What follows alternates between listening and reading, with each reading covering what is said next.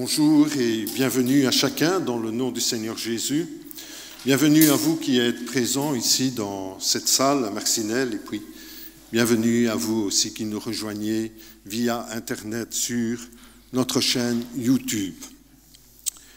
Jésus leur parla de nouveau et dit « Je suis la lumière du monde. Celui qui me suit ne marchera pas dans les ténèbres, mais il aura la lumière de la vie. » C'est avec ce verset tiré de l'évangile de Jean au chapitre 8, et c'est le verset 12 que nous voulons vous accueillir ce matin et vous inviter à partager le culte. Nous louerons le Seigneur par nos chants, par nos prières, par nos offrandes, par notre participation à la Sainte Seine, et aussi nous nourrirons notre foi par le message qui nous sera apporté par notre pasteur. Bienvenue à chacun, bienvenue particulière à, si vous êtes de passage dans notre église, soyez les bienvenus. Pour commencer ce culte, je vous inviterai à vous mettre debout et nous entendrons dans mon âme un beau soleil brille.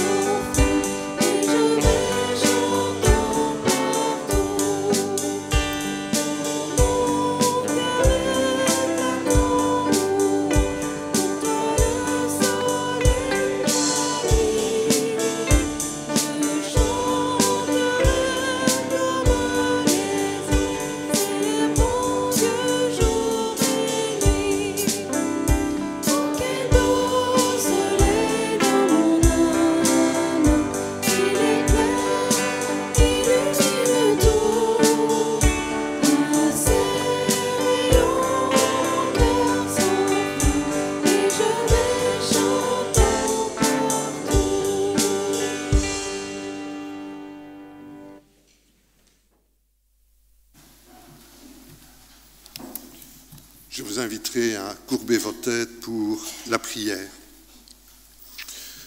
En effet, Seigneur notre Dieu, ce matin, nous voulons te louer et te bénir parce que nous sommes assurés de ta présence au milieu de nous. Tu nous as précédés et tu veux nous bénir tous.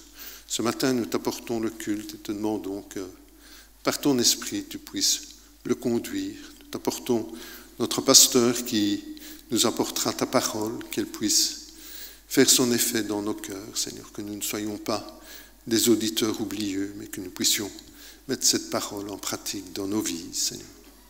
Seigneur, nous voulons t'apporter nos frères et sœurs qui sont âgés, malades, qui auraient aimé se joindre à nous et qui en sont empêchés. Nous te demandons que tu puisses les bénir durant ces moments, Seigneur.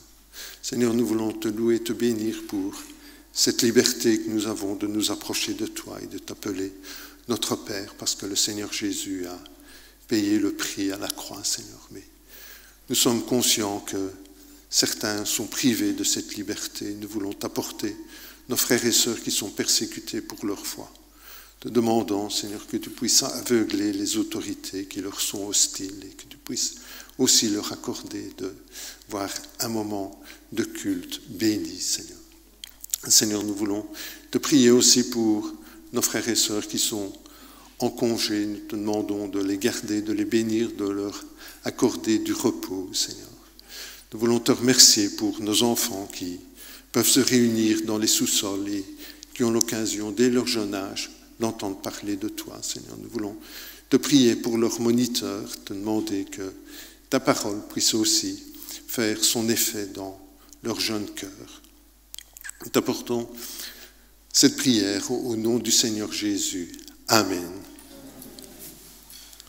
Pour poursuivre notre culte, je vous inviterai à vous mettre debout et nous louerons le Seigneur encore avec 2 chants que nous chanterons à la suite l'un de l'autre. « Ô Jésus, mon Sauveur » et suivi de « C'est par ta grâce ».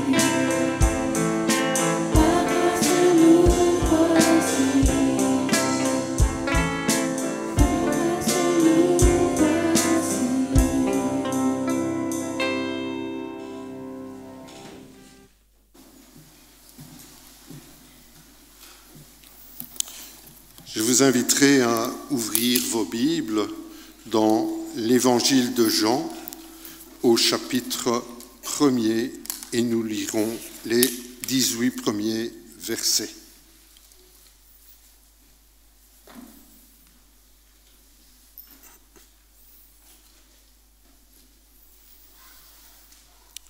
Au commencement était la parole, et la parole était avec Dieu, et la parole était Dieu.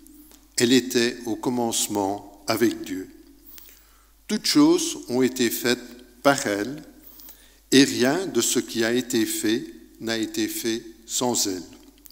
Elle était la vie, et la vie était la lumière des hommes. La lumière, lui, dans les ténèbres, et les ténèbres ne l'ont point reçue. Il y eut un homme envoyé de Dieu. Son nom était Jean. Il vint pour servir de témoin, pour rendre témoignage à la lumière, afin que tous crussent par lui. Il n'était pas la lumière, mais il parut pour rendre témoignage à la lumière. Cette lumière était la véritable lumière qui, en venant dans le monde, éclaire tout homme. Elle était dans le monde, et le monde a été fait par elle, et le monde ne l'a point connue. Elle est venue chez les siens, et les siens ne l'ont point reçue. Mais à tous ceux qui l'ont reçue, à ceux qui croient en son nom, elle a donné le pouvoir de devenir enfants de Dieu, lesquels sont nés non du sang, ni de la volonté de la chair, ni de la volonté de l'homme, mais de Dieu. Et la parole a été faite chair, et elle a habité parmi nous, pleine de grâce et de vérité. Et nous avons contemplé sa gloire, une gloire comme la gloire du Fils unique, venu du Père. Jean a rendu témoignage. Il s'est écrié, c'est celui dont j'ai dit, celui qui vient après moi m'a précédé, car il était avant moi.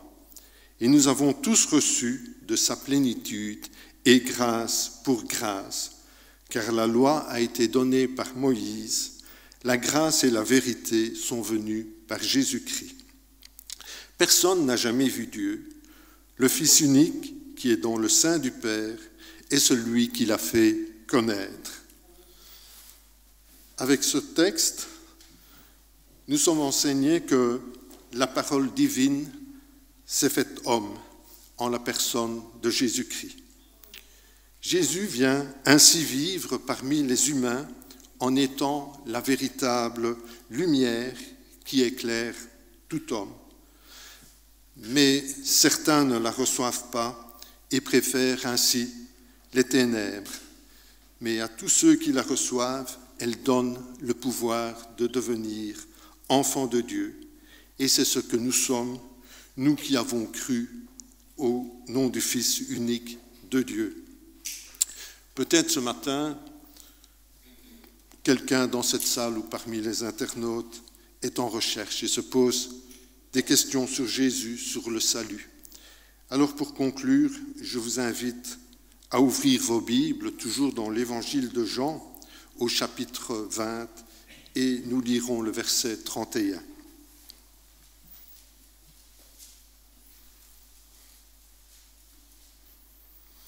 Mais ces choses ont été écrites afin que vous croyiez que Jésus est le Christ, le Fils de Dieu, et qu'en croyant, vous ayez la vie en son nom.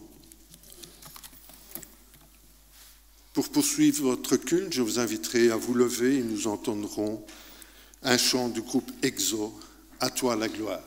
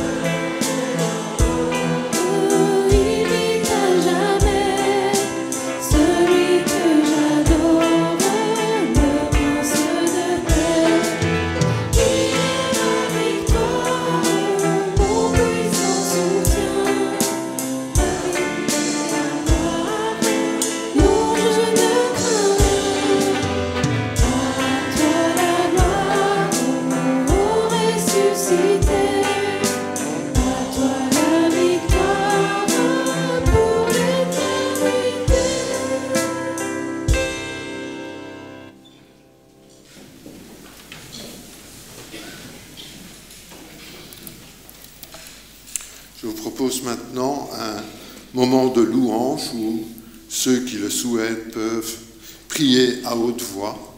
Faisons-le courtement pour permettre au plus grand nombre de participer. Je terminerai par la prière.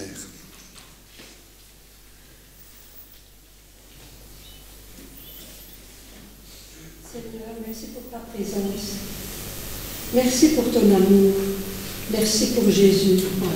Merci pour nous avoir sauvés par tout ce sacrifice en Jésus qui a tellement souffert avant et pendant la croix.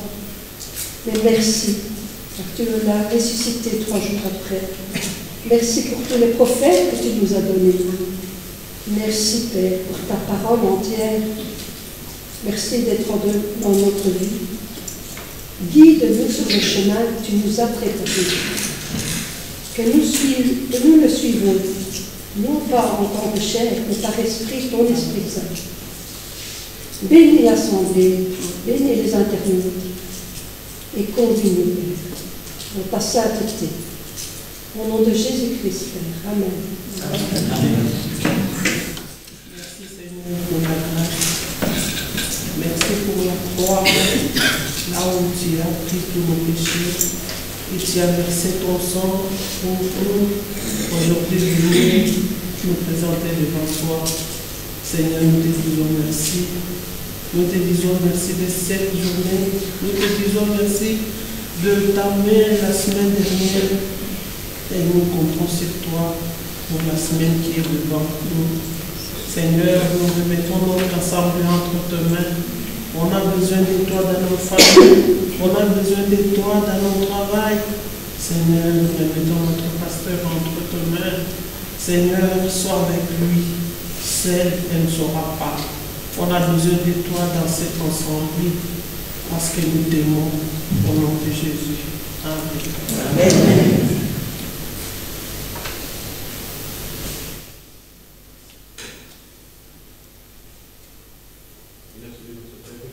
Ta bénédiction pour le culte de ce matin. Merci chacun d'entre nous, les personnes aussi qui sont en congé, qui sont plus bien en santé, nous aussi permettre entre tes mains. Père Céleste, nous te remettons aussi le message du pasteur ce matin, que celui-ci fasse des effets dans le cœur de chacun et dans le mien. Et que s'il y a encore des personnes, Seigneur, qui se cherchent, qui ne te connaissent pas, que tu puisses, Seigneur, toucher leur cœur. Car il est merveilleux, Seigneur, de t'appartenir. Dirige encore toutes choses ce matin. Et ton Église et des Églises, qui ce matin, Seigneur, t'honore et te servent. Gloire à toi, au nom de Jésus. Amen. Merci Seigneur pour ta grâce, car le cœur de l'homme médite sa voie, mais c'est l'Éternel qui dirige ses pas. Merci Seigneur, car nous te prions Seigneur, nous te louons aujourd'hui Seigneur d'un même cœur. Merci Seigneur encore aujourd'hui de nous avoir réunis en assemblée. Merci Seigneur pour les Saintes Écritures.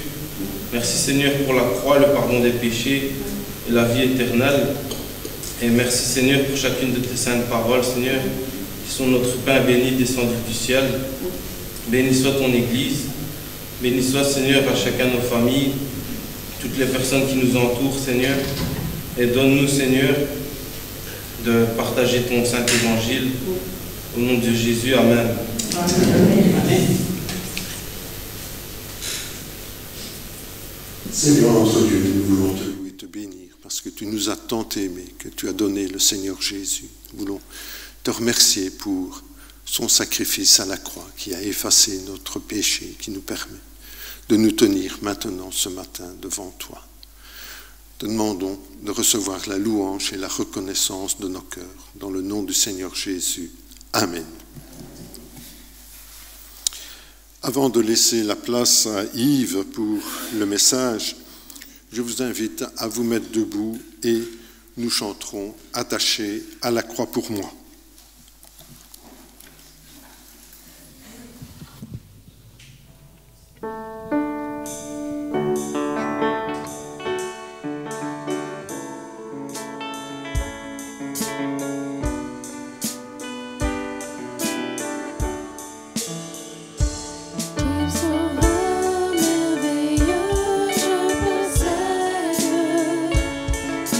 Sacrifié pour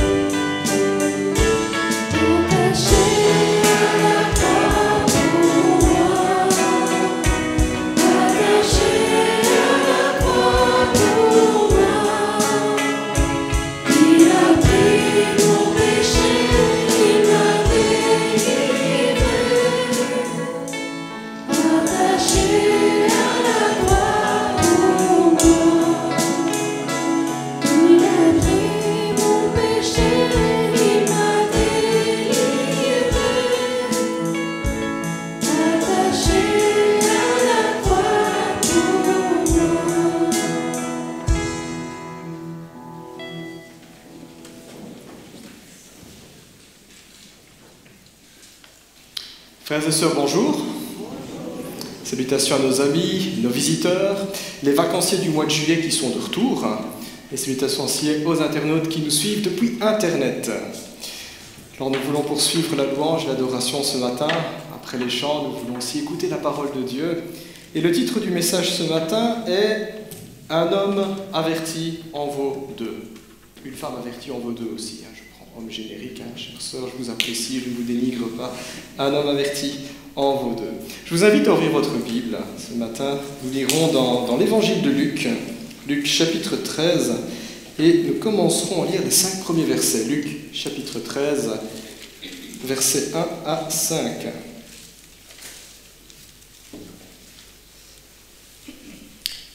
Voici ce que la parole de Dieu nous dit. À ce moment-là, quelques personnes qui se trouvaient là racontèrent à Jésus ce qui était arrivé à des Galiléens dont Pilate avait mélangé le sang avec celui de leur sacrifice. Jésus leur répondit, « Pensez-vous que ces Galiléens étaient de plus grands pécheurs que tous les autres Galiléens parce qu'ils ont subi un tel sort? Non, je vous le dis. Mais si vous ne changez pas d'attitude, vous périrez tous de même. Ou bien ces 18 personnes sur qui la tour de Siloé est tombée et qu'elle a tué, pensez-vous qu'elles étaient plus coupables que tous les autres habitants de Jérusalem? Non, je vous le dis, mais si vous ne changez pas d'attitude, vous périrez tous de même. » Amen. Jusqu'à la lecture, mettez bien un signet, nous reviendrons à ce texte et nous lirons même un petit peu la suite. Je vous invite à prier. Notre Dieu, tu nous donnes ce privilège de nous retrouver, de nous réunir ici. Tu nous donnes ce privilège aussi d'avoir ta parole, la Bible, de l'ouvrir. Et ce matin, en tant que ton peuple, nous présentons à toi, nous voulons prêter oreille, nous voulons ouvrir notre cœur. Rends-nous attentifs à ce que tu veux nous dire, Seigneur. Que ton esprit touche nos cœurs, que cette parole, Seigneur, revienne à toi en ayant accompli ce pourquoi tu l'as envoyé. Seigneur, conduis encore ces moments et glorifie ton nom. En Jésus. Amen. Un homme averti en vaut deux. Ce n'est pas pour vous, Mais en tout cas pour moi, et je suis convaincu que c'est aussi le cas de la plupart des personnes, ce n'est pas facile de reconnaître ses torts, surtout quand on est pris la main dans le sac. On a fait une bêtise et très difficile de s'arrêter en se disant c'est vrai, j'ai mal agi, pardon. On le voit déjà chez les enfants, quand mes enfants se disputent, en général on intervient, et quand on écoute leur version des faits, c'est toujours la faute de l'autre. Jamais de leur faute. Et puis quand on regarde, nous les adultes, comment on se comporte, c'est pas mieux. On se justifie. C'est pas pour une fois. Personne n'est parfait. Puis, étape 2, on se compare. Oui, mais Adolf Hitler, il a tué des juifs. Oui, bien sûr, ça justifie tout. T'as trompé ta femme et ça justifie. Et après, on accuse. Mais tu te mêles de quoi ? Pas facile de reconnaître ses torts, surtout quand on est pris la main dans le sac. Je ne sais pas si ça vous est déjà arrivé. Le matin, vous ouvrez votre boîte aux lettres et puis il y a une lettre de la police. C'est un PV. C'est pas génial, C'est pas le genre de sujet qu'on apporte à l'église. Mes frères et sœurs, j'ai reçu un PV. On n'aime pas le dire parce que ça veut dire qu'on enfreint la loi quelque part. C'est quoi notre réaction quand on a un PV ? La réaction de monsieur et madame tout le monde est la suivante. C'est la police. Ils ont encore flanqué un radar ou un lidar à cet endroit précis. Les méchants, les sadiques. Et puis on regarde les routes, surtout en Belgique. Elles sont en mauvais état. L'État devrait s'occuper de ça quand même, mais pas d'honnêtes citoyens comme nous qui nous levons très tôt pour travailler. Et puis on va accuser tous ces chauffards, les vrais chauffards. Eux, on ne met jamais la main dessus. Comme quoi, et puis le fait qu'on était à 120 en agglomération, c'est pas si grave que ça. Parfois c'est plus subtil. Quand le malheur des autres devient un prétexte pour laver sa conscience, tout en les salissant. En 2015, il y a 9 ans d'ici, peut-être que certains s'en souviennent, la presse parlait du jeune Youssef. C'est un jeune homme que j'ai connu, on était dans la même école, et puis on a fait notre job d'étudiant ensemble aussi. La presse annonçait un jeune marié a été retrouvé à 1000 km de chez lui le long d'une autoroute en France. Il avait été attaché au volant de sa voiture avant d'être aspergé d'essence et brûlé vif. On ne sait pas comment, il avait pu s'échapper, il avait rampé, il avait pu éteindre les flammes, mais quelques jours plus tard, il était décédé de ses blessures. Dans son entourage, les commentaires allaient bon train. Il y avait ceux qui compatissaient avec sa jeune épouse et sa famille, ne comprenant pas comment une tragédie pareille puisse se produire. Et puis il y en avait d'autres qui, face au mystère et à la violence entourant sa mort, supposèrent qu'il avait dû traîner avec la mafia. Et ça spéculait. Et quand on synthétise tous les bruits qu'on entendait, la conclusion était que c'était de sa faute. Moralité, bien fait pour lui, mais nous, ça ne nous arrivera pas parce que nous sommes meilleurs. Alors au fond, on n'en sait rien, il n'y a pas de preuve, on ne saura jamais peut-être ce qui s'est passé. Voilà donc le genre de commentaires, le genre de sujet de conversation auquel Jésus est confronté dans notre passage. Jésus-Christ, à ce moment-là, allait de lieu en lieu, il prêchait la bonne nouvelle, il prêchait l'évangile. Son discours était « Le royaume de Dieu est proche ». Tiens, il y a une nouveauté, il y a quelque chose qui s'est approché, quelque chose qui arrive.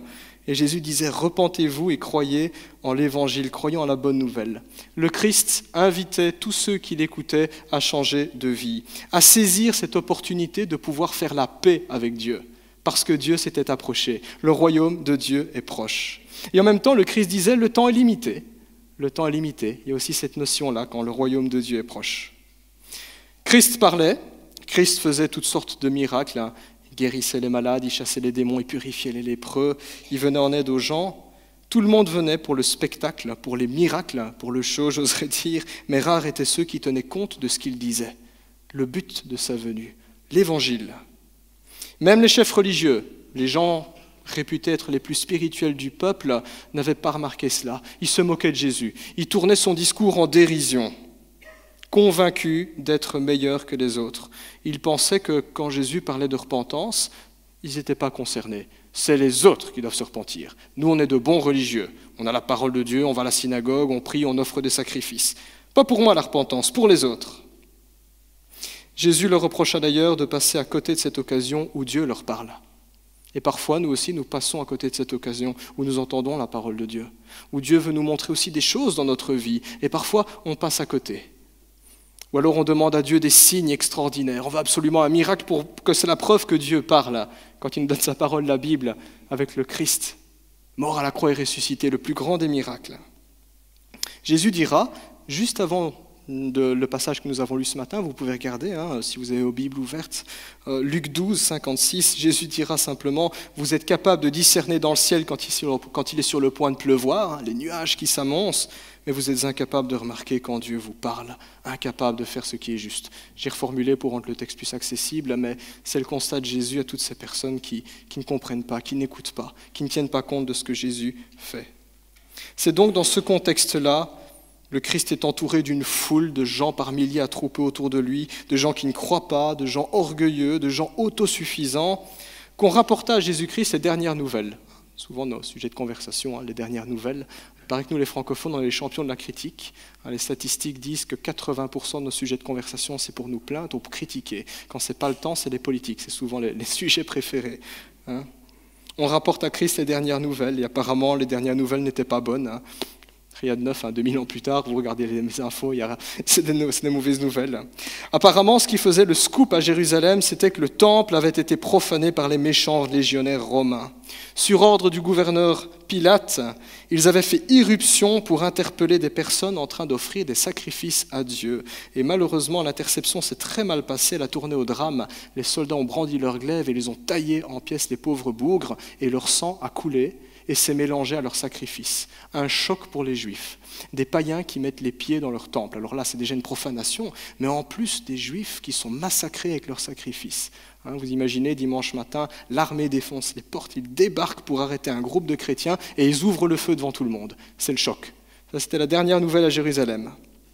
Puis on rapporte aussi à Jésus une autre terrible nouvelle, un fait divers. Apparemment, une tour qui était à Siloé s'est écroulée sur 18 malheureux qui se trouvaient au mauvais endroit, au mauvais moment. Et ça avait marqué les esprits. Peut-être qu'il y avait des parents qui étaient là ou des enfants, que sais-je, et la tour leur est tombée dessus. L'accident de Siloé, il y a 2000 ans, était l'équivalent de ce qu'on a vécu ici en Belgique en 2004. Souvenez-vous, l'accident de Guy-Languien. Un gazoduc à très haute pression qui a explosé, bilan 132 blessés et 24 morts. Et donc on se pose des questions. Les Juifs choqués à l'époque se demandaient « mais qu'est-ce que ces pauvres bougres ont bien pu faire pour mériter ça? Que s'est-il passé ?» Bonne question à se poser aussi, pourquoi ça leur est arrivé? Alors à l'époque, du temps de Jésus, il y avait des croyances qui circulaient, comme à notre époque aussi, on a des croyances. Du temps de Jésus, la croyance était la suivante. Seuls ceux qui obéissent bien au commandement de Dieu ont sa bénédiction. Sous-entendu que des morts si violentes comme être taillé en pièces dans le temple par des soldats ou se voir écrouler sous une tour, eh bien ça ne peut être qu'un jugement de Dieu. Les gens croyaient qu'au final, d'une certaine manière, ils l'avaient mérité. Dieu n'aurait pas permis cela si c'était des gens bien. Encore aujourd'hui, on entend ce genre de discours. On n'utilise pas les mêmes mots, on dira « c'est le karma ». Voilà. C'est comme un boomerang, tu le lances, ça te revient à la figure. C'est parfois ce qu'on entend. Alors quand Jésus parle de repentance, eh bien tout le monde pense immédiatement à ces accidents. Tout le monde pense immédiatement à ces gens-là qui sont morts, massacrés dans des circonstances étranges et violentes. À mon avis, elles étaient louches, ces personnes-là. Alors Jésus coupe court à toutes ces idées-là. Regardez le verset 2 et le verset 4. Jésus dit « Pensez-vous que ces Galiléens étaient plus pécheurs que les autres ?» Verset 4. Pensez-vous que ces personnes sur qui la tour de Siloé est tombée étaient plus coupables que tous les autres habitants de Jérusalem? Voilà, Jésus pose, il met le doigt sur le fond du problème, sur les croyances des gens. Vous croyez que ces gens-là n'avaient pas de bol, ou qu'ils étaient méchants, ou qu'ils avaient un mauvais karma? En réalité, quand on regarde comment le monde fonctionne, ou quand on regarde l'histoire, tout simplement, il y a des hommes impies qui commettent des atrocités et qui pourtant s'en sortent plutôt bien après une vie heureuse. Et vous avez des gens que l'on qualifierait de bien, entre guillemets, pour autant que des gens bien ça puisse exister, des gens qui n'ont rien demandé, qui ne posent de problème à personne et qui pourtant meurent misérablement dans la souffrance ou dans des accidents.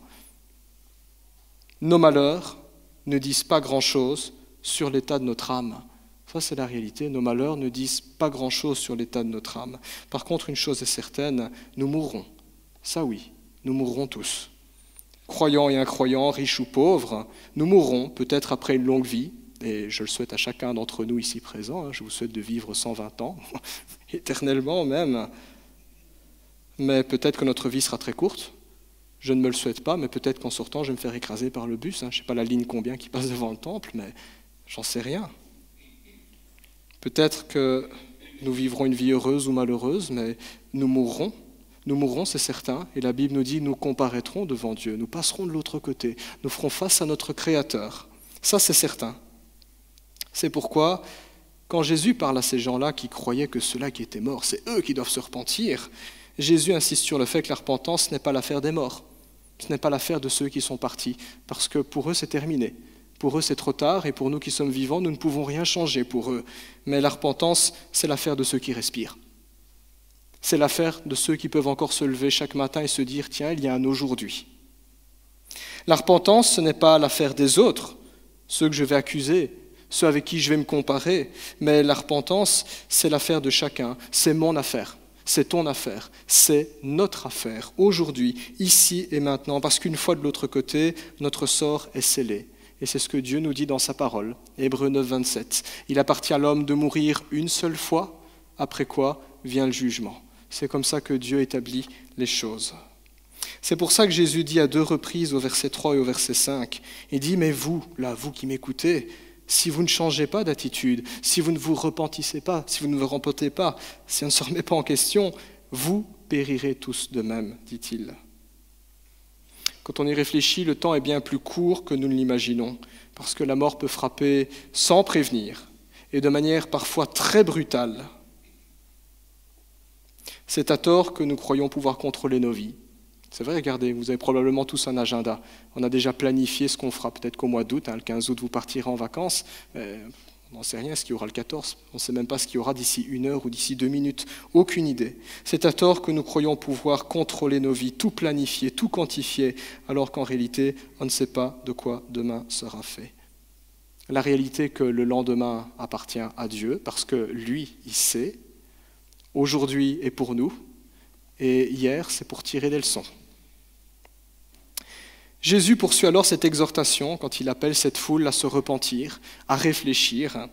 Et Jésus va s'y prendre différemment. Jésus était un grand pédagogue. D'ailleurs, s'il y a des professeurs dans la salle, on est interpellé par la manière dont Jésus s'y prend. Il ne va pas se lancer dans un cours de théologie où il faut un doctorat pour écouter. Il va raconter une histoire. C'est ce que nous, les chrétiens, on appelle une parabole. C'est quoi une parabole ? Ce n'est pas l'antenne pour avoir tout plein de chaînes. Dans la Bible, ça signifie simplement une histoire toute simple. Et voilà l'histoire de Jésus. On reprend notre Bible. Chapitre 13, on s'est arrêté au verset 5. Jésus dit ceci, toujours en ayant en tête cet appel à se repentir. Verset 6, Jésus dit « Un homme avait un figuier planté dans sa vigne. Il vint y chercher du fruit et il n'en trouva pas. Alors il dit au vigneron « Voilà 3 ans que je viens chercher du fruit sur ce figuier et je n'en trouve pas. Coupe-le. Pourquoi occupe-t-il inutilement la terre ?» Le vigneron lui dit « Seigneur, laisse encore cette année, je creuserai un trou et j'y mettrai du fumier. Peut-être à l'avenir donnera-t-il du fruit, sinon tu le couperas. » Voilà sans doute une petite histoire qui parleront à ceux qui ont la main verte, ceux qui aiment bien jardiner. C'est le cas de ma femme, moi j'ai pas du tout la main verte, je plante quelque chose et rien qui pousse. Voilà. Je déteste retirer les mauvaises herbes, mon épouse aime ça. Donc un texte ici qui parle de culture, de jardin. C'est une histoire qui nous décrit Dieu par rapport à cette question de repentance, cette question dont le Christ vient juste de parler en interpellant les foules. C'est une histoire qui mêle l'espoir et la déception. Et c'est une histoire qui mêle la bonté de Dieu et la sévérité de Dieu. On voit tout. En quelques mots, on voit tout. Jésus a vraiment fait quelque chose de très compact et de très simple. Avec les beaux jours, il y a probablement beaucoup de personnes ici qui s'occupent de leur potager, qui vont bichonner leur arbre fruitier, groseilles, mûres, pêches, poires, tout ce que vous voulez. Et vous tous qui cultivez, vous nourrissez l'espoir d'une récolte, n'est-ce pas ? Et quand la récolte est au rendez-vous, on est fiers. On va faire un selfie qu'on va mettre sur Facebook. Là, mes groseilles. On va partager les fraises avec la famille parce qu'il y a beaucoup de joie pour récolter pour soi-même. Mais c'est encore plus plaisant quand les gens profitent du travail, qui complimentent, qui félicitent, qui se rendent compte que quand même, pendant plusieurs mois, il est sorti tous les jours à ramasser les mauvaises herbes, retirer les limaces, je sais pas moi, mettre du produit, fertiliser. Ça fait plaisir. Par contre, c'est vraiment la déception quand le résultat n'est pas au rendez-vous. Voilà. On se rend compte que les limaces, les insectes, les oiseaux ont tout dévoré, que les semis n'ont pas pris ou que la maladie a ravagé les arbres et les plantes. J'entends souvent le mot mildiou qui revient dans ceux qui jardinent autour de moi. Ils me parlent du mildiou. Je me dis, c'est quoi ? C'est une bestiole ? On me dit, non, c'est une maladie. Voilà. Déception, champignon. Alors on peut facilement comprendre les sentiments de cet homme dans l'histoire de Jésus. cet homme qui a planté un figuier et qui a attendu 3 années. Alors, petite parenthèse, c'est pas qu'il a planté son figuier, puis qu'il a attendu 3 années, et à chaque fois, il n'y a pas de fruits. Il faut savoir qu'en Israël, d'après la loi de Moïse, quand on plante un figuier, on ne peut pas y toucher pendant 3 ans. C'est après 3 ans qu'on peut seulement commencer à cueillir les fruits. Ça veut dire que le gars, dans l'histoire, il a attendu au minimum 6 ans, vous imaginez ? En plus, un figuier en Méditerranée, c'est quelque chose qui pousse bien volontiers. Le figuier était planté dans une vigne. Les jardiniers savent que c'est un terrain idéal pour les figues. Le sol est légèrement incliné, il y a un bon drainage, il y a une bonne exposition au soleil et les vignes protègent du vent. Le figuier, donc, c'est parfait. Toutes les conditions sont réunies pour qu'il porte du fruit. Mais voilà, il n'y a pas de fruit. Déception, frustration, la même qu'on ressent quand il y a les limaces qui ont tout grignoté. Voilà ce que Jésus montre dans cette histoire, ici. D'ailleurs, l'image qu'il emploie quand il parle de vigne et de figues, ce n'est pas innocente. Pour nous les Belges, quand on lit ça, ou les Français, parce que je sais qu'il y a des Français dans la salle, pour nous les francophones, quand on lit ça, Jésus a pris un arbre au hasard. Ce n'est pas par hasard. Si vous lisez les prophètes dans la Bible, juste deux passages si vous voulez, Ésaïe 5 ou Michée chapitre 7, eh bien à chaque fois que Dieu parle de la vigne ou que Dieu parle du figuier, il parle du peuple d'Israël. Ce sont des images pour parler du peuple de Dieu. Donc quand le Christ dit, il y a un homme qui a planté une figue dans une vigne, il y a tous les Juifs qui comprennent. Ils disent, mais Jésus, il parle de nous en fait. C'est nous ce figuier dans cette vigne-là. C'est nous ce figuier qui ne porte pas de fruits. Voilà ce que fait Jésus. Dans la Bible, l'arbre qui porte du fruit, c'est aussi une image pour représenter celui qui mène une vie pieuse. Prenez le psaume 1, l'homme qui médite la parole de Dieu est comme un arbre planté le long d'un cours d'eau qui porte son fruit en sa saison. Il y a toute cette image-là que Jésus prend. Il sait à qui il parle. Il s'adapte à la culture de son auditoire. Il parle des Juifs.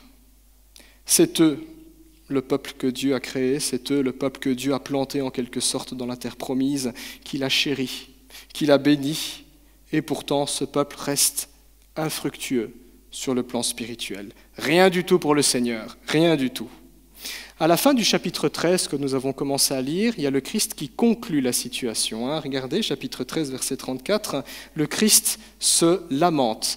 Il dira « Jérusalem, Jérusalem, toi qui tues les prophètes et qui lapides tous ceux qui te sont envoyés, combien de fois n'ai-je pas voulu te rassembler comme une poule le fait pour ses poussins, mais vous ne l'avez pas voulu. » Le Christ pleure sur la situation. Il se dit « Mais bon sang, je parle et on n'écoute pas. J'appelle à se repentir, j'apporte le salut et personne ne se repent de ses fautes. » Au travers de cette histoire, la Bible nous montre que ce que Dieu attend de chacun d'entre nous, ce que Dieu attend dans notre vie, c'est la repentance. C'est cela toute l'idée du passage. Mais si vous ne vous repentez pas, vous périrez, vous finirez mal. C'est ça que le texte nous dit. Et il n'y a absolument rien de neuf à ce que Jésus dit ici. C'est exactement ce que les prophètes avant lui s'étaient efforcés d'enseigner. C'est exactement ce que Jean-Baptiste disait aussi, le fameux Jean-Baptiste qui préparait les voies du Messie. Le Jean-Baptiste qui baptisait les gens, et c'était un baptême de repentance. Jean-Baptiste qui disait aux chefs religieux qui se demandaient un petit peu ce qu'il faisait, il dira en Matthieu chapitre 3 verset 8, « Produisez du fruit digne de la repentance ». Ne vous contentez pas de dire que vous avez Abraham pour père. Ne vous contentez pas de dire « Oh, mais on est juif, on est le peuple de Dieu, on a la loi ».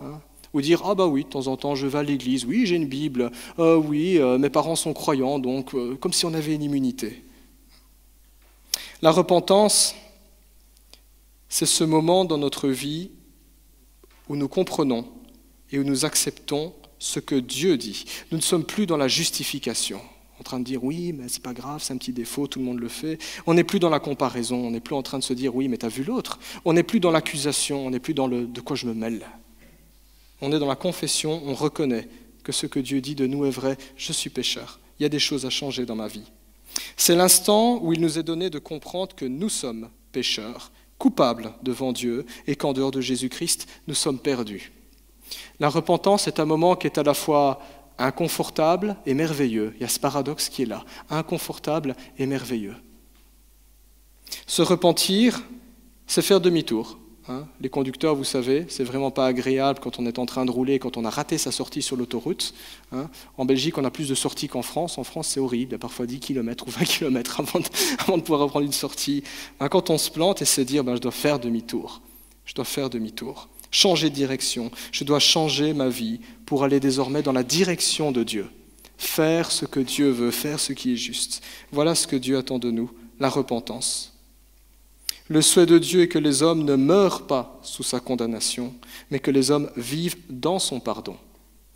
Il y a un beau verset dans la Bible, c'est Ézéchiel 33, 11, où l'Éternel dit « Aussi vrai que je suis vivant, dit l'Éternel, je ne prends pas plaisir à voir le méchant mourir dans son péché, mais à le voir vivre, à changer d'attitude. » Ça, c'est le souhait de Dieu. Que nous ne demeurions pas dans notre péché, mais que nous marchions dans ce qui est juste, dans ce qui est propre pour notre âme. Quand on parle de repentance, beaucoup pensent souvent que c'est dévalorisant de parler de cela, que c'est méchant, que c'est culpabilisant. C'est vrai que ce n'est pas confortable, parce que ça met le doigt sur le fait que nous sommes pécheurs. Nous sommes pécheurs, et même ceux qui se disent « moi je ne me sens pas pécheur », j'aime bien prendre cette illustration parce qu'elle est assez parlante, mais imaginez qu'il y avait un écran au-dessus de notre tête qui affiche en direct tout ce que nous pensons, on aurait quand même des grands moments de honte dans une salle d'attente, ou simplement dimanche matin, je verrai tout ce que vous pensez. Je me sentirais peut-être moins mal, vous verriez aussi. Voilà. On sait très bien qu'il y a des choses pas géniales dans notre vie dont on n'est pas fier, qu'on préfère cacher, qu'on préfère dissimuler parce qu'on sait que c'est honteux, parce qu'on sait que c'est mal. Nous sommes pécheurs. Alors c'est vrai, parler de repentance peut susciter cette gêne, mais parler de la repentance c'est aussi quelque chose de positif parce que ça souligne qu'aux yeux de Dieu, quand on va dans son sens, quand on a Dieu dans sa vie, le meilleur est toujours à venir, comme cet arbre qui est appelé à porter du fruit. Et c'est le souhait de Dieu pour chacun d'entre nous. Que nous puissions être en quelque sorte la meilleure version de nous-mêmes, et cela n'est possible qu'avec Dieu, parce que Dieu nous a créés pour lui, parce que Dieu est le Créateur, parce que Dieu est le Sauveur. La repentance est aussi un fruit qui est durable.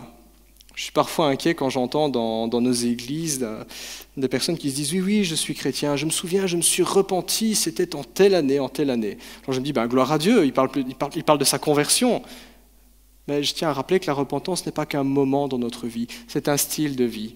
Tout à l'heure, je disais que se repentir, c'est faire demi-tour. Quand on sait qu'on s'est trompé de destination, on ne fait pas juste demi-tour pendant 50 mètres et puis on revient là où on était. On se maintient dans la bonne direction. La repentance, c'est quelque chose qui est appelé à durer. C'est ce qui permet de faire la différence entre qui est chrétien et qui ne l'est pas. Entre un arbre qui porte le fruit de la repentance, et un arbre qui ne porte pas de fruits. Malheureusement, la foule n'écoute pas Jésus, comme le figuier qui ne porte pas de fruits et qui occupe inutilement le sol. Alors son maître prend une décision, schlac, on va le couper ce figuier. Forcément, vous imaginez, il y a de la vigne, un figuier ça fait de l'ombre. Et la vigne, pour avoir du bon vin, il faut du soleil. Ok, le figuier ne porte pas de fruits, on va le couper. La chose aurait été faite immédiatement, à moins qu'un serviteur n'intervienne, et c'est ce qu'on lit au verset 8 et 9. Le vigneron répondit « Seigneur, laisse-le encore cette année, je creuserai tout autour et j'y mettrai du fumier. Peut-être à l'avenir donnera-t-il du fruit, sinon tu le couperas. » J'aime beaucoup cette intervention. Et c'est là vraiment dans l'histoire de Jésus que nous est dépeint toute la bonté de Dieu et toute la sévérité de Dieu. Deux caractéristiques qui paraissent tellement irréconciliables et pourtant nous les voyons en Dieu. Bonté et sévérité, ou pour le dire autrement, justice et amour, ou grâce et sainteté, on retrouve les deux. Bonté de Dieu, en ce que Dieu se montre patient, comme ce maître qui, face à un figuier qui est très peu prometteur, est tout de même disposé à attendre encore. Je pense même qu'il y a une symbolique dans cette parabole. On sait qu'il a attendu minimum 6 ans pour avoir du fruit, et il y a un serviteur qui plaide pour une 7e année. Et le chiffre 7, c'est un symbole dans la Bible, symbole de perfection aussi. Le maître qui est disposé encore à attendre et à faire même tout ce qui est nécessaire pour que le figuier porte du fruit. On va creuser un trou, on va taper du fumier, on va en prendre soin, on va le bichonner. Quand on regarde dans nos vies, même le plus endurci des athées, la patience de Dieu se vérifie. Elle se vérifie chaque jour dans le fait que Dieu accorde la vie, le mouvement et l'être à tous. C'est ce que l'apôtre Paul dira aux Athéniens. C'est Dieu qui accorde le mouvement, la vie et l'être. Et il parlait à des païens, des gens qui adoraient des faux dieux. Il dit, c'est Dieu qui vous le donne. Il n'est pas obligé de le faire. Cadeau. D'ailleurs, on n'a rien fait pour exister. On reçoit la vie. C'est un don.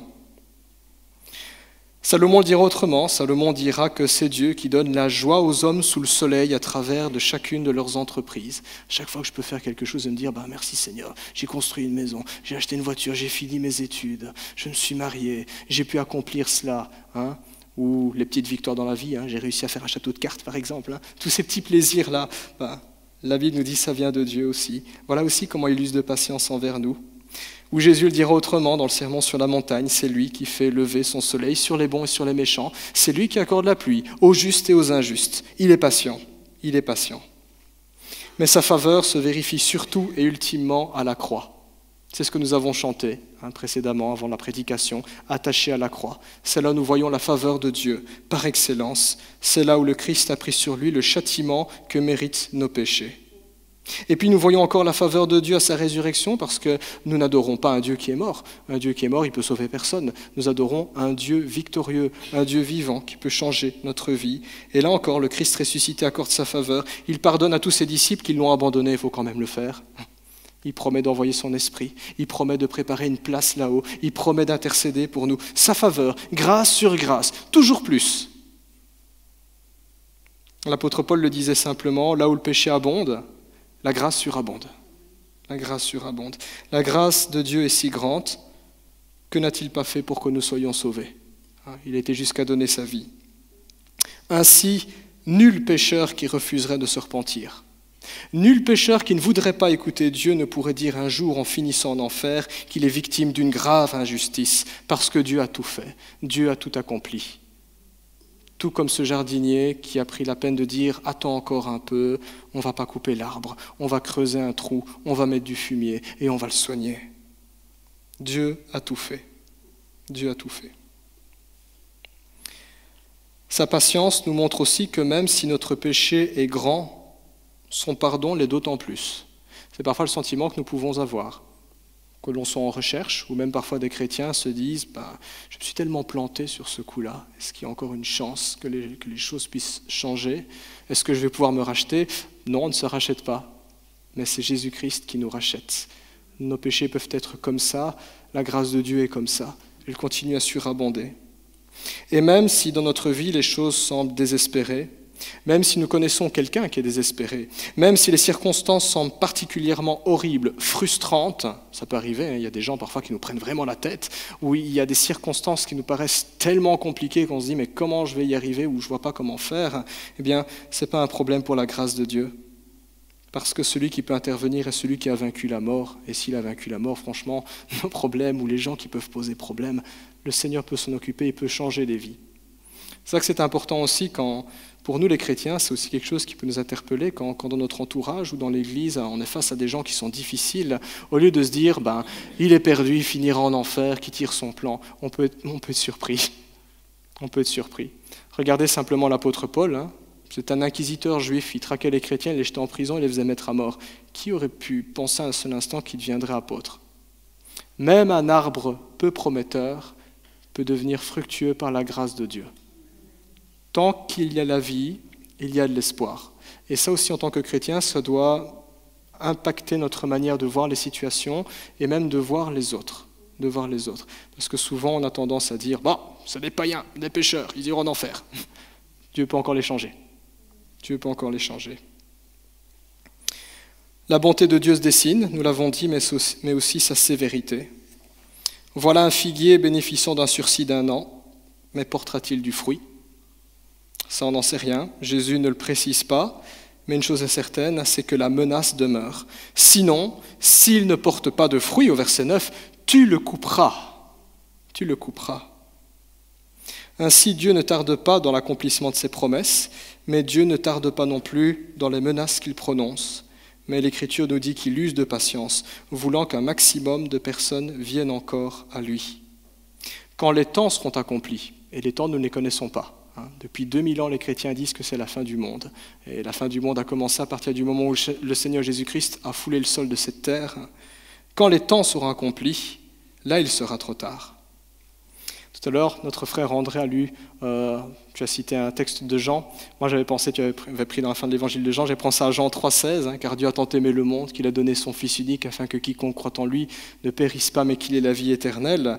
Mais à la fin de ce chapitre, Jésus dira « Celui qui croit au Fils de Dieu a la vie éternelle, celui qui ne croit pas au Fils de Dieu n'a pas la vie, mais la colère de Dieu demeure sur lui. » Voilà une doctrine, un enseignement qui nous choque parfois, on n'aime pas.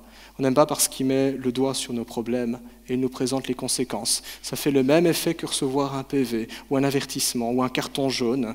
Et pourtant, c'est la réalité. La Bible nous parle de l'enfer. Doctrine qu'on n'aime pas, mais doctrine qui est juste. Dieu est fair-play, ça ne veut pas de lui, eh bien on finira loin de lui. Tout à l'heure, je disais que le Seigneur Jésus-Christ parlait à son peuple, le peuple d'Israël, ses compatriotes sont les premiers qui ont bénéficié de l'Évangile. L'apôtre Paul le dira d'ailleurs. L'Évangile est une puissance pour le salut de quiconque croit, du juif tout d'abord, puis du non-juif. Ils ont été les premiers à bénéficier de la Pentecôte et pourtant, il n'y a pas eu le fruit escompté. Et dans cette parabole, Jésus annonce un jugement s'il n'y a pas de repentance. Et à la fin du chapitre, on l'a lu, Christ pleure sur l'état de Jérusalem et il annonce par la suite un jugement à venir. Et c'est un jugement qui s'est accompli. La Bible ne le décrit pas dans les moindres détails, mais l'histoire a retenu qu'en l'an 70, le général Titus est entré et il a ravagé la ville de Jérusalem, détruit le temple, incendié la ville, et ça a été ce qu'on a appelé la diaspora. Les Juifs ont été chassés de leur terre. Ce n'est qu'en 1948 qu'ils reviendront et qu'ils se reconstitueront en tant qu'État. Mais jugement de Dieu. Il y a eu un temps où ils furent visités par Dieu. Et je me dis que ce principe s'applique aussi dans notre vie. Il y a un temps pour tout. Il y a un temps où nous entendons la parole de Dieu. Il y a un temps où dans ce qu'on traverse dans notre vie, Dieu se révèle à nous en nous montrant. Là, il y a des choses à changer. Et il y a un choix à faire pour chacun d'entre nous. Ce choix de dire, Seigneur, je me repens de mes fautes. Je saisis ta grâce. Ou Seigneur, je n'en veux pas. C'est à tort que nous croyons souvent qu'il y a un no man's land. Parfois, quand je parle avec des gens, ils me disent « Oh, moi, je suis pas croyant pratiquant, mais je ne suis pas contre Dieu. » Et on essaie de se mettre dans cette zone de l'entre-deux, la neutralité. La neutralité, ça ne marche pas. On le sait très bien, nous les Belges, on a essayé 2 fois et on s'est tapé 2 guerres mondiales. Ça ne marche pas, la neutralité. On est avec Dieu ou on est contre Dieu. On est réconcilié avec lui ou on n'est pas réconcilié avec lui. En conclusion, si nous existons, si nous sommes en vie, ou si nous sommes encore en vie, peut-être avez-vous échappé à un accident, à une opération, peut-être avez-vous expérimenté une rémission par rapport à un cancer, et on peut se poser la question, tiens, pourquoi moi? Pourquoi pas un autre? On était dans la chambre d'hôpital, il y en a un qui est parti, un qui est resté. Si nous existons, si nous sommes en vie ou encore en vie, c'est tout simplement parce que Dieu est bon. Parce que Dieu est bon envers les pécheurs que nous sommes. Comme cet homme qui croit encore possible que ce figuier porte du fruit et qui fait tout ce qui est en son pouvoir pour que ça prenne. Dieu est patient. Dieu nous donne la vie pour que nous puissions en jouir et Dieu nous donne la vie pour que nous puissions le connaître. Dieu nous offre son amitié, Dieu nous invite à nous réconcilier avec lui. D'où cet appel à la repentance. Quand Jésus s'adresse à ses compatriotes en leur disant « Mais vous êtes à côté de la plaque quand vous essayez de vous comparer avec les autres en les diabolisant. » Jésus dit « Mais vous, êtes-vous réconciliés avec Dieu ? Mais vous, si vous ne vous repentez pas, vous périrez, dit Jésus. » C'est une invitation qui demande une réponse de notre part. Et j'oserais dire une réponse rapide, parce qu'on ne sait pas de quoi demain sera fait. Une réponse qui changera à jamais le cours de notre vie, et cela non pas pour 1 mois, 2 mois, 10 ans ou 5 ans, mais pour l'éternité. Soit la paix avec Dieu, soit la guerre avec Dieu, soit son amitié, soit son inimitié. De cela dépend le sort éternel de chaque être humain sur terre, de chaque être que Dieu a fait à son image. Pour nous qui croyons être en paix avec Dieu, cet appel à la repentance nous concerne aussi. Elle nous invite à nous éprouver nous-mêmes pour savoir si nous sommes réellement dans la foi, si encore aujourd'hui nous portons ce fruit dont Jésus parle. Parce que si ce n'est pas le cas, nous nous trompons nous-mêmes et nous ne sommes pas dans la vérité. Je terminerai simplement en citant l'apôtre Paul, Galates chapitre 6, verset 7. L'apôtre Paul écrit ceci, « Ne vous y trompez pas, on ne se moque pas de Dieu, on ne prend pas Dieu à la légère. Ce qu'il dit est tout à fait sérieux. Ce qu'un homme aura semé, il le récoltera aussi. Celui qui sème pour satisfaire sa nature propre, donc pécher, continuer à pécher, faire comme si Dieu ne disait rien, récoltera d'elle la ruine. Mais celui qui sème pour l'esprit récoltera de l'esprit la vie éternelle. Amen. Je vous invite à prier. Notre Dieu, nous te remercions encore pour ta parole. Merci parce que tu nous aimes suffisamment pour oser nous dire les choses franchement et par ta parole et ton esprit, mettre le doigt dans notre vie, ce qui gêne et ce qui ne va pas. Tu t'intéresses à notre vécu. Mieux qu'un médecin qui dirait à son patient qu'il est malade et qui propose un remède, toi Seigneur, tu es ce remède en ayant donné ta vie pour nous à la croix. Seigneur, nous reconnaissons que nous sommes pécheurs et nous nous égarons bien souvent dans nos raisonnements quand nous essayons de nous justifier, de mettre la poussière sous le tapis, quand nous nous comparons, quand nous accusons. Seigneur, apprends-nous à vivre dans la justice, à marcher dans tes voies, à considérer chaque jour, pour nous qui te connaissons, la beauté de ta grâce, ce privilège d'avoir le mouvement, la vie, l'être, le salut, l'espérance. Nous prions aussi, Seigneur, pour tous ceux qui ne te connaissent pas, qui sont encore en chemin, qui se posent des questions, là où il y aurait peut-être encore des doutes, là où il y aurait même des objections, Seigneur.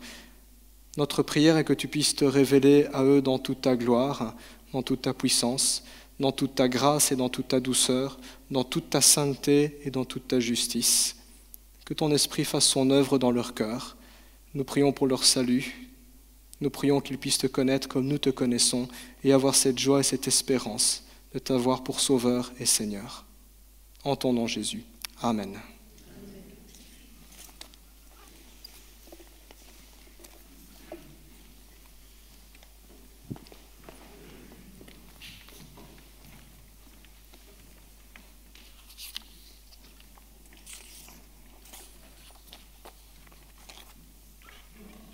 Merci Yves pour ce message que tu nous as apporté ce matin de la part de notre Seigneur.